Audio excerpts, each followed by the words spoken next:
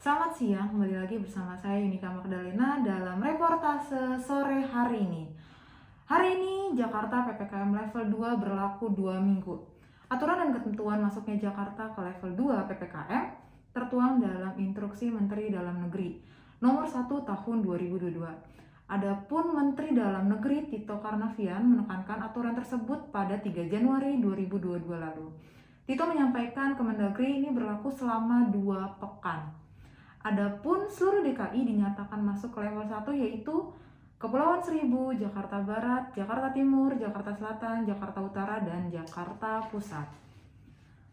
Lantaran DKI Jakarta mengalami kenaikan ke level 2, sejumlah aturan baru juga disesuaikan. Berikut beberapa aturan yang perlu diperhatikan merujuk pada Inmendagri. Yang pertama, kegiatan belajar mengajar dapat dilakukan melalui pembelajaran tatap muka terbatas atau pembelajaran jarak jauh sesuai aturan yang berlaku. Yang kedua, kegiatan sektor non-esensial diizinkan WFO maksimal 50% bagi pegawai yang telah divaksin dan menggunakan aplikasi Peduli Lindungi. Yang ketiga, supermarket, hipermarket, pasar tradisional, toko kelontong, dan pasar swalayan yang menjual kebutuhan sehari-hari dibatasi jam operasional sampai dengan pukul 9. Waktu setempat dengan kapasitas pengunjung 75%. Yang keempat, pasar rakyat yang menjual barang non-kebutuhan sehari-hari dapat beroperasi dengan kapasitas maksimal 75% dan jam operasional sampai dengan pukul 6 waktu setempat. Pedagang kaki lima, toko kelontong, agen, outlet voucher, barbershop atau pangkas rambut, laundry, pedagang asongan, bengkel kecil juga diizinkan buka sampai dengan pukul 9 malam. Yang keenam, tempat ibadah buka dengan kapasitas maksimal 75%. Yang ketujuh, fasilitas umum, area publik, taman, tempat wisata, dan area publik lain diizinkan buka dengan kapasitas 25%. Anak di bawah 12 tahun boleh masuk dengan didampingi orang tua, dan penerapan ganjil genap mulai Jumat pukul 12 siang sampai 6 sore. Yang kedelapan, kegiatan seni budaya, olahraga, dan sosial kemasyarakatan maksimal 50%. Pusat kebugaran, gym diizinkan buka sampai maksimal 50%. Dan yang ke-10, resepsi pernikahan diperbolehkan maksimal 50%. Masih merujuk Inmendagri yang sama, berikut aturan kegiatan makan dan minum di level kedua. Kegiatan makan dan minum diatur dengan ketentuan yang pertama. Warung makan atau warteg, pedagang kaki lima, lapak jajanan, dan sejenisnya diizinkan buka sampai pukul 9 malam waktu setempat. Maksimal pengunjung makan 50% kapasitas dan waktu makan maksimal 60 menit. Yang kedua, restoran, rumah makan, kafe diizinkan buka sampai dengan pukul 9 waktu setempat. Kapasitas maksimal 50% dan waktu makan maksimal 60 menit dan wajib menggunakan aplikasi Peduli Lindungi. Yang ketiga, restoran atau rumah makan, kafe dengan jam operasional dimulai dari malam hari dengan jam operasional jam 6 sore sampai dengan maksimal pukul 00 waktu setempat. Kapasitas maksimal 50%, waktu makan maksimal 60 menit dan wajib menggunakan aplikasi Peduli Lindungi. Yang keempat, pusat perbelanjaan mal atau pusat pedagang dibuka dengan kapasitas maksimal 50% sampai dengan pukul 9 malam waktu setempat dengan ketentuan anak usia di bawah 12 tahun diperbolehkan masuk dengan syarat didampingi orang tua. Tempat bermain anak-anak dan tempat hiburan orang tua harus mencatat alamat dan nomor telepon untuk kebutuhan tracking. Dan yang ketujuh, wajib menggunakan aplikasi Peduli Lindungi. Sedangkan untuk bioskop dapat beroperasi dengan ketentuan.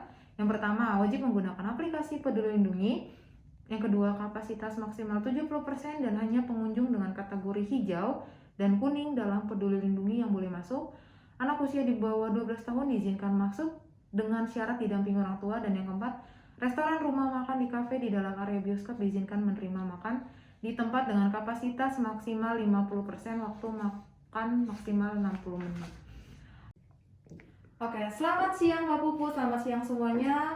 Sekarang saya bersama dengan salah satu karyawan yang sudah mulai aktif bekerja, dan Mbak Puput dari PT ABC. Selamat siang Mbak Puput. Selamat siang Mbak Ika, selamat siang semuanya. Oke, Mbak Puput, dengar-dengar nih katanya Mbak Puput sudah mulai aktif bekerja lagi ya?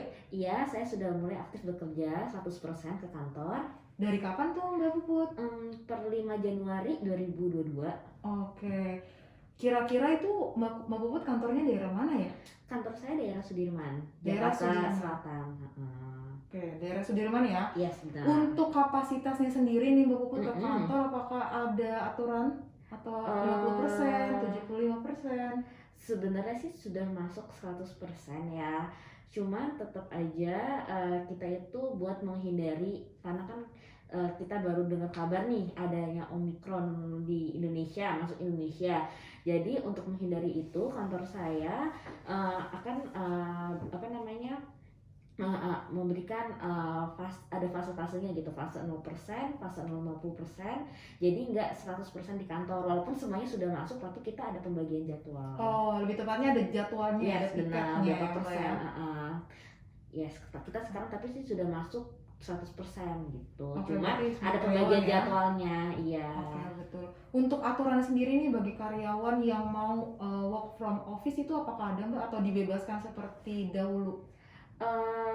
Sebenarnya itu yang tadi saya jelaskan, karena apa namanya dibagi berapa jadwal gitu kan, walaupun masuknya 100%, tapi apa namanya kita itu di kantor itu tidak bisa melebihi kapasitas. Sekarang masuk seperti setengahnya lah, 50%-nya gitu. Oke, untuk jam operasionalnya apakah Jam operasionalnya sih lebih sedikit ya. Maksudnya lebih sebentar dibandingkan kalau waktu itu kan kita balik jam 5, sekarang jam 4 lah, dipercepat. Oke, berarti dari dulu misalnya jam 8 pulang jam 5, sekarang jam 8 sampai jam 4 gitu Iya, ya Mbak? benar. Kadang-kadang sih maksudnya ya kadang ada yang setengah 8, ada yang jam 8 juga nggak masalah sih gitu. Oke, karena sudah aktif kembali nih 100%, apakah masih ada lembur-lembur atau memang sudah diwajibkan harus tetap pulang jam 4 sore? Sebenarnya boleh lembur, tapi harus izin sama atasan dulu sih Mbak, gitu. Tergantung kebutuhan berarti ya? Nggak bisa asal lembur gitu. Oke. Untuk mencegahnya sendiri nih, biasa kan banyak perusahaan-perusahaan yang mencegah penularan COVID dari karyawan satu ke karyawan lainnya, Mbak. Kira-kira bagaimana ya, Mbak? Untuk pencegahannya sendiri itu ya paling kita social distancing ya Mbak ya. Kita masih menggunakan APD maksudnya menggunakan APD ya seperti itu gitu. Dan social distancing juga sama yang lainnya. Jadi ya harus patuh sih sama inian pemerintah juga gitu. Bener-bener. Jangan kita sering buka masker kayak gitu. Kalau hand sanitizer atau kayak gitu-gitu disediakan dari perusahaan atau memang kita wajib membawa? Kebetulan sih kantor kita aware ya Mbak untuk masalah seperti ini gitu kan. Dari masuk aja kan tadi saya sudah jelaskan dari awal kalau sudah dibagikan jadwal gitu kan. Nah untuk seperti sanitizer, desinfektan itu juga kita di kantor menyediakan gitu Mbak. Jadi ya cuman ya masih banyak juga karyawan yang masih bawa masing-masing gitu kan untuk kebutuhan mereka di jalan. Iya, kalau di ini mah sudah di kantor sudah disediakan. Iya. Berarti kantor juga mencegah terpaparnya virus dari karyawan lain ya Mbak. Iya. Untuk kantor Mbak sendiri apakah pernah terpapar COVID? Apakah pernah ada karyawan yang terpapar ya? Pernah sih, waktu itu di kantor saya lagi ada acara. Ya sebenarnya sih acara tersebut sudah sama ini sih, maksudnya aware juga untuk corona ini gitu kan. Kita ada antigen, dan gitu juga di kantor juga nggak boleh banyak orang, nggak boleh kerumunan. Ya mungkin saat itu karyawan saya imunnya walaupun negatif tapi mungkin imunnya lagi nggak baik gitu ya. Jadi ya mungkin bisa terpapar yang kita nggak ketahui gitu ya kan. Betul. Tapi sih sebenarnya ya saya juga kurang tahu itu dari mana, karena semuanya tuh sudah di antigen dan negatif gitu. Mungkin bisa aja dia kena waktu di jalan atau gimana, kan saya nggak tahu ya kayak gitu. Ya pernah sih ada karyawan sini yang kena. Pernah kena ya? Apakah ada fasilitas tertentu yang diberikan perusahaan kepada pasien tersebut? Iya, tentunya kita untuk fasilitas di perusahaan sendiri kita memberikan apa namanya kayak tunjangan juga buat mereka yang kena, dan juga ya kayak kirim-kirim setiap karyawan adalah vitamin seperti itu sih Mbak. Oke, berarti emang aware juga perusahaan sama juga sih, benar. Nah betul.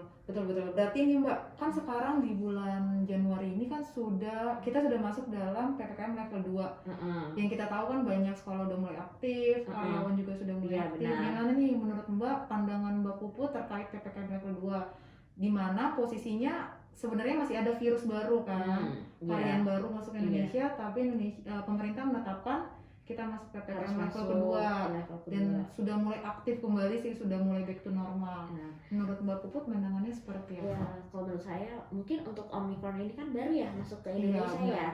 Nah, setahu saya juga sekarang di Indonesia mulai meningkat lagi ya untuk si Omicron ini gitu kan.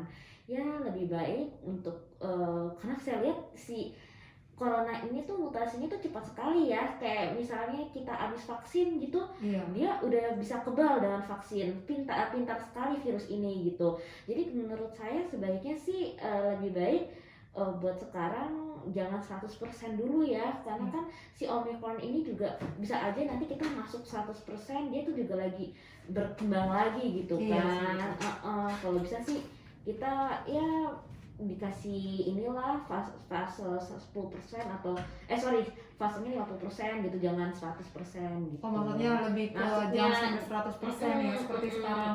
kayak seperti kantor saya gitu kan. Kalau sekarang kan ya walaupun 100% kan, walaupun saya udah masuk semua, cuma kan dibagi jadwalnya gitu. Iya sih, benar-benar.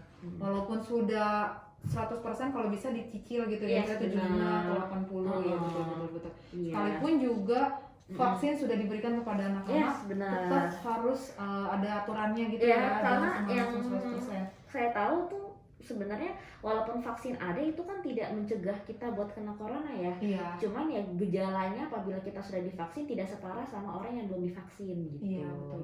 Siap. Mm-mm. Oke, terima kasih banyak nih Mbak Ya, Puput sama-sama, untuk kesempatan Mbak dan Ika. waktunya Iya. telah datang di tempat ini Iya. dan boleh diwawancara. Oke. Oke, sekian dan terima kasih.